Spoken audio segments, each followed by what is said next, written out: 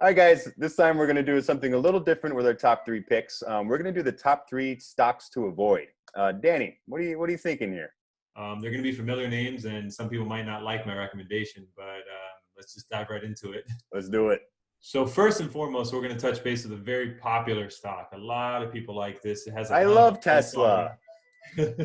Everybody does right What are you now. doing, Danny? Tesla? So Tesla is a great product. Don't get me wrong. Stefan and I both are big believers in them.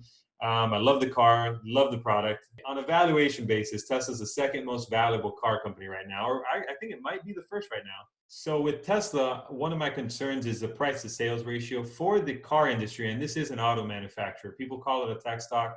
97% of the revenue is made in the form of selling cars. So in that regard, it is trading at about 10 to 20 times more expensive than most of its peers on a valuation basis just for the revenue.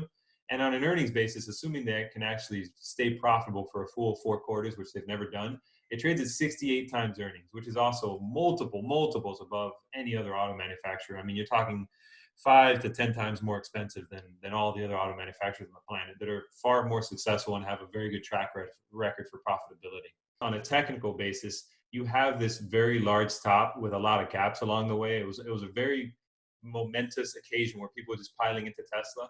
And ever since, it's failed to really surpass that.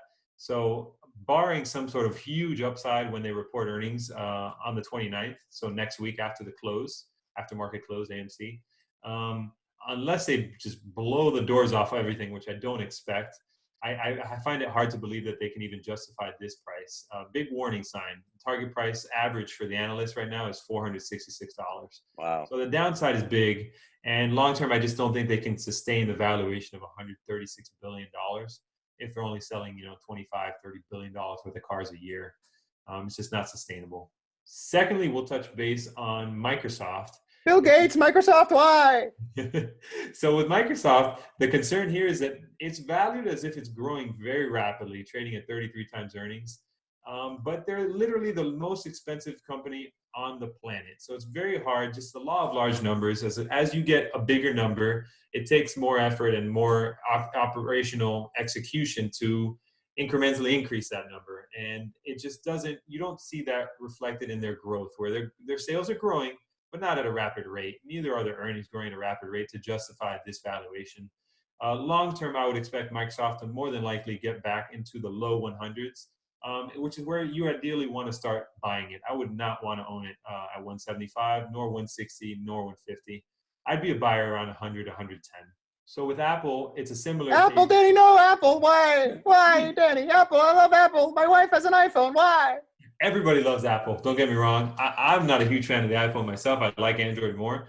But it's going to be very similar to my points with Microsoft, where they're not growing that quickly. 7% sales growth, earnings very similar to Microsoft as well. Yet it trades at 22 times earnings. Nowhere near as egregious as Microsoft's valuation, but it's still very steep for a very mature $1.2 trillion company. Especially in this environment where you have possibly sales declining for the foreseeable future with the knock-on effects of the recession and the coronavirus and all the rest of it. It's just more than likely, I would say you have a chance to buy Apple within the next year for less than $200 a share. So why are these stocks so overinflated and so expensive if they're not really worth it?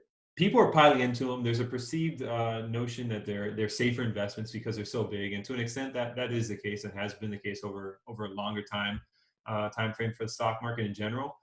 But in the near run, you got to imagine in the near term they're doing way worse on a sales basis than they were in 2019, and yet the stocks are approaching the record highs that they were setting in December of 2019. So you would actually be right to argue that Microsoft and Apple have never been more expensive given their current state of sales and earnings, which we will see over the next few quarters as they report. I'm sure a lot of you guys own Apple, Microsoft, and Tesla, and according to what we're talking about, it's probably a good time to get out of it, huh? Yeah, I would avoid them and look to buy them back when they get cheaper. It's just not the time to be owning them if they're right near all-time highs in this environment. All right, guys, thanks again, and we'll bye. Perfect. That's a perfect sign-off. I know.